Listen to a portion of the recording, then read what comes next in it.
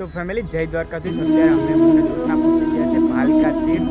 પ્રદક્ષિણા કરવાની છે, પરિક્રમા કરવાની છે. એમ ચેવડો વેફર ને સિક્કી ને બધી લઈ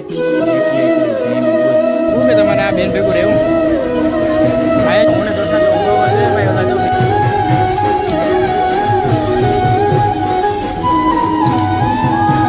તો હેલો યુટ્યુબ ફેમિલી, કેમ છો બધા? મજામાં? જય દ્વારકા, જય મા મોગલ. આજે ઉગી ગયો છે ભાઈ નવો દિવસ અને તમારા ભાઈ પર શરૂ કરી દીધો છે નવો વ્લોગ યાર.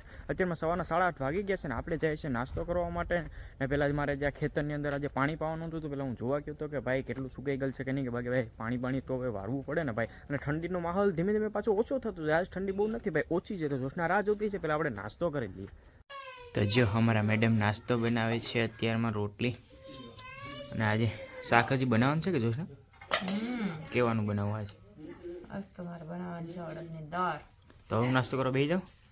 હા, બેસી જવાનું હોય ને. ભાઈ મારી મમ્મી તો અત્યારમાં શીખી લે. તમારે શીખી ખાય? ભાઈને ખાવાનું હે, આ ઘરની છે કે ચાર? હા, ઘરના ઓલી ચાર લઈને રાખીને ઘર માંડવીના બિયા તો ઘણા બધા રાખ્યા, બનાવતા નથી પણ જોશને કેવું પડશે બનાવે.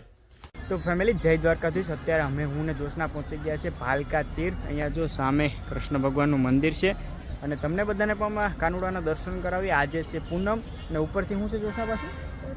પોચી પૂનમ છે, બરાબર. અને અહીંયા ભાલકા તીર્થથી દર પૂનમે ઘણા માણસો આવશે, શ્રદ્ધાળુ આવશે. દરેક સમાજના વર્ગ અહીંયા આવે છે અને દર્શન કરવા છે. અને અમારા તો ઈષ્ટદેવ છે કૃષ્ણ ભગવાન. તો અમે તો ક્યારેક આવે, મમ્મી પપ્પા તો દર પૂનમે આવે છે.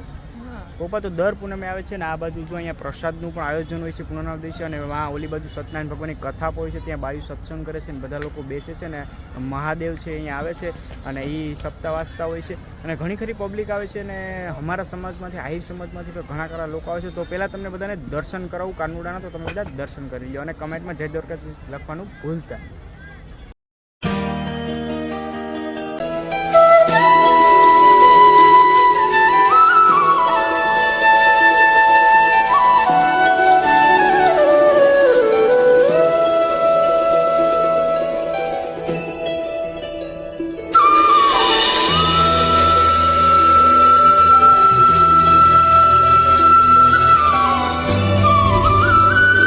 મેં જોશને પ્રસાદ લઈ લીધો છે. જો અહીંયા લાવ પ્રસાદ બને છે અને બાયુને જે પણ લેડીઝ આવે જેન્ટ્સ આવે બંને માટે અલગ અલગ છે. અને તમને બધાના કાનુડાના દર્શન કરાવી દીધા છે. અને આ બાજુ જો હું તમને કહેતો હતો ને ત્યાં બધા કથાની અંદર ઘણા લોકો બેઠા છે. અને બાયુ ને બધી શું કહે છે સત્સંગ કરતા હોય, સત્સંગ કરે અને કથા, કોઈને કથામાં બેહવું હોય તો વારા લખાવવા, કથામાં ને એવું બધી વારું હોય.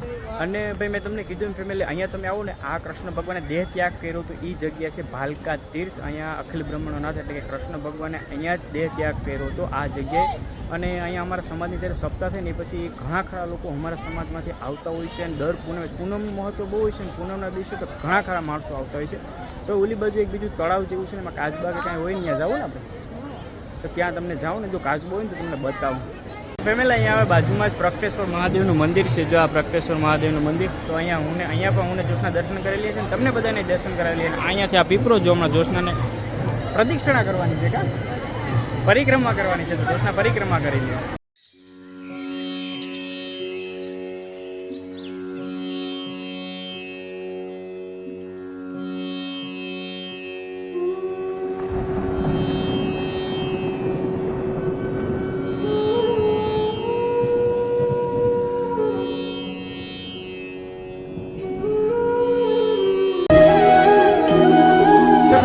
મહાદેવના પણ દર્શન કરાવી દીધા છે અને જોશનાએ પ્રદક્ષિણા પણ કરી લીધી છે. અને હવે અત્યારે અહીંયા જો તમને બતાવું, દર પૂનમે ધજાનો વારો હોય છે તો ત્યારે ધજા ચડે છે. જો તમને બતાવું છું તો અહીંયા લોકો ધજાને પહેલાં પરિક્રમા કરશે ને પછી ધજા ચડાવવાની છે.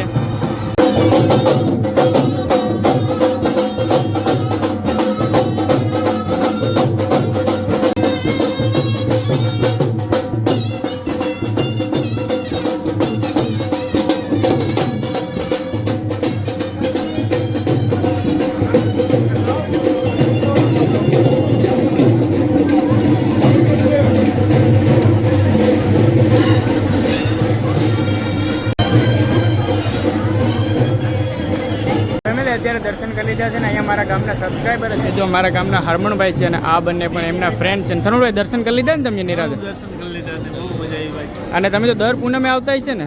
પૂનમે કંઈક આવી હા ભાઈ ઈણાજના છે આ ભાઈ એણાજથી છે અને આ ભાઈ આ ભાઈ પણ એણાજના હમણાં હરમણભાઈ તો અમારા ગામના જ છે હું ને જોશના તો ઉભા ઉભા જોઈએ ભાઈ ઓલા જો બેન છે ને કંઈક માછલાઓને ખબર આવે લોટ ને એવું બધું લઈ આવ્યા છે તું ભાઈ લઈ અમે કાંઈ નથી લઈ એટલે ઊભા ઊભા જોઈએ જો માછલી ને કાચબા ને આને અંદર છે ને તો એ ખબર આવે એ લઈને જોશને કે મને ભૂખ લાગી છે કાંઈ વાંધો નહીં હવે આપણે હમણાં છે ને ભાઈ અહીંયાથી હવે સીધા નાસ્તો કરવા માટે જ જાય લે ભાઈ આ તો પૂનમ રહી તો આપણે છે ને હું હા તો છે ને જોશના તો પૂનમ રહી છે તો આપણે નાસ્તો કરવાનો છે જોશના તારે લાલા લેવાના છે બરાબર ક્યાં કાચબો ભાઈ આમાં દેખાય ને તો તમને ઝૂમ કરીને બતાવો ભાઈ મને 2-3 દેખાય આ કે એક જ છે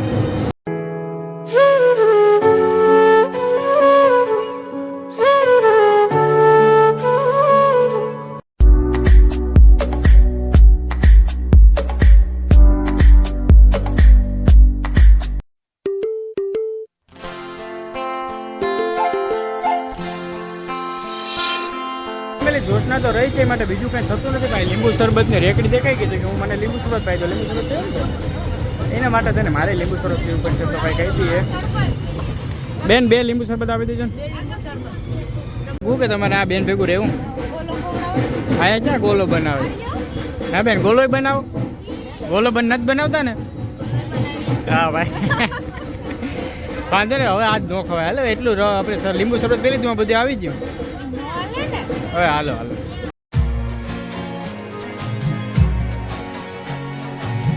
ભાલકા તીર્થથી જવાનો સમય આવી ગયો છે ઘરે જોશના ભાગું ને ફટાફટ નકશે નહીં રહેતો નહીં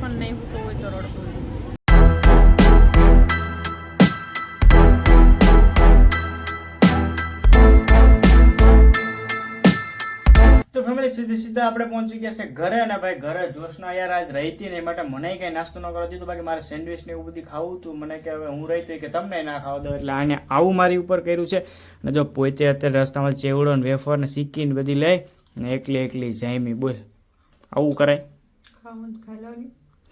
મારે તો ભાઈ રોટલો ને શાક જ ખાવું પડશે ને બાકી આપણે વેરાળો તો કંઈક નો નાસ્તો કરી લે પણ હવે આ પછી બીજું હું ખાઉં નહીં જોતો હોય એના મનમાં પાણી આવે મોઢામાં પાણી આવે એવું આપણે નહોતું કરવું એ માટે હવે આપણે ઘરે પહોંચી ગયા છે ને હવે આપણે ફેમિલી જમી લઈએ તો ફેમિલી યાર મહેમાન આવી ગયા છે ઘરે ને મેડમે તો ચા બનાવ્યો છે એમ કયા ગામથી આવ્યો હા ભાઈ જોશાના મામા આવ્યા છે તો એને તો ચા પાણી પાઈ દીધા છે ને આપણે હવે જવાનું છે ક્રિકેટ રમવા માટે ફેમિલી તો હવે મારે અહીંથી થોડુંક દૂર જવાનું છે એ માટે થઈને હું આ વ્લોગ એન્ડ કરી દઉં છું હું ઘણી ખરો જે એડિટિંગ કરી અપલોડ કરી ત્યાં બધી વાર લાગી જાય ને ફેમિલી એટલે ફાઇનલી આજનો વ્લોગ તમને કેવા લાગ્યો કમેન્ટ કરીને જરૂર જણાવજો ચેનલમાં જો તમે નવા હોય ને તો સબસ્ક્રાઈબ કરવાનું ભૂલતા ને બાકી વિડીયોને લાઇક ના કર્યો તો લાઇક કરી દેજો કમેન્ટ ના કરી તો કમેન્ટ કરી દેજો બાકી નવા વ્લોગ સાથે મળીશું જય દ્વારકાધીશ જય મા મોગલ